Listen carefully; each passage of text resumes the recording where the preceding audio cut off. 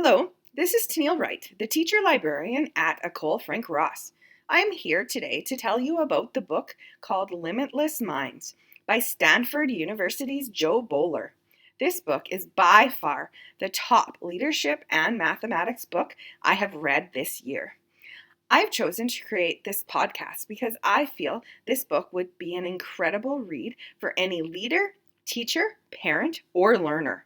I hope that after this podcast gets posted on our school website, that families start signing out this book to read as a family. Math anxiety is a staple in every math classroom and far too many houses around the world. It can affect up to 50% of students in our classrooms. One of the main reasons math anxiety is so high is because people have a fixed mindset towards both math and learning. They erroneously believe that their ability is fixed. Either they can do math or they can't. Many grow to believe that no amount of effort can change people's abilities. This myth is so detrimental and inaccurate. Extensive brain research shows that we have the ability to grow and develop new pathways at any age. When brain research is so compelling, why do people still have a fixed mindset? Unfortunately, many of us contribute to this without even realizing the damage we have done. When someone calls someone smart, instead of congratulating them on their hard work, they develop the idea that some people are smart and others are not. The first time they struggle, they often decide, oh, I guess I'm not a math person. Maybe I can't do this, or whatever subject that they're struggling with. People sadly evaluate themselves against this fixed idea consistently. This book describes 6 keys that help unlock a limitless mentality. The keys help create opportunities for people to excel in the learning of different subjects, but they also empower them to approach life in a different way. They allow people to access parts of themselves that were previously unavailable. Learning key number 1. Every time we learn, our brains form, strengthen, or connect neutral pathways. We need to replace the idea that learning ability is fixed. And we need to acknowledge that we are all on a growth journey. First discovered after research on monkeys, scientists realized that the brain has neuroplasticity, which is the ability to adapt, master new skills, and store memories. Even brains that had experienced major trauma could recover and produce new pathways.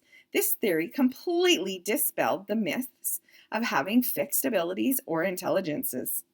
Not only have scientists learned that people can form new and strengthen old pathways in the brain, but they've also learned that if we're not using our brains to the fullest, our pathways can start to fade away. Learning key number 2. The times when we are struggling and making mistakes are the best times for brain growth. Learning takes time, and we need to struggle before we make those new pathways in our brain. Myelin aids in helping our brains make new and stronger pathways. If teachers develop all learning so that kids can succeed and not struggle, then they are preventing them from growing their brains. It is not helpful if students jump over every pit they encounter without having the chance to struggle, learn, and succeed. Learning key number 3. When we change our beliefs, our bodies and our brains physically change as well. Boaler points out the importance of positive self-talk. Studies have shown that we can improve our own lives just by thinking differently. And more importantly for teachers, we can change the lives of others by encouraging them through positive thinking and knowledge of the growth and change that anyone can succeed. Now, it is very important to note that the point here is not congratulating students for trying and failing. It is praising students for their learning process. And when something is not working, we need to think positively and we need to teach them new strategies to make them more successful. Learning key number 4. Neutral pathways and learning are optimized when considering ideas with a multidimensional approach. New brain research supports this multidimensional approach to learning. Teachers need to work on developing a physical and creative approach to teaching. Learning key number 5. Speed of thinking is not a measure of aptitude. Learning is optimized when we approach ideas and life with creativity and flexibility. Speed in math or education is generally not important. Some of the best mathematicians are slow at math, and it doesn't make them any less of a mathematician. Speed does not mean excellence. It often means the opposite. Some people who can go through their whole schooling with being quick at doing basic math never develop the strong mathematical understanding. The faster we learn something, the less it develops strong pathways in our brain. Learning key number 6, connecting with people and ideas enhances neutral pathways in learning. We, as educators, need to teach students the importance of collaboration, and we need to show them that they are not alone in their struggle. If students do not see that other people struggle, they may think that they are alone.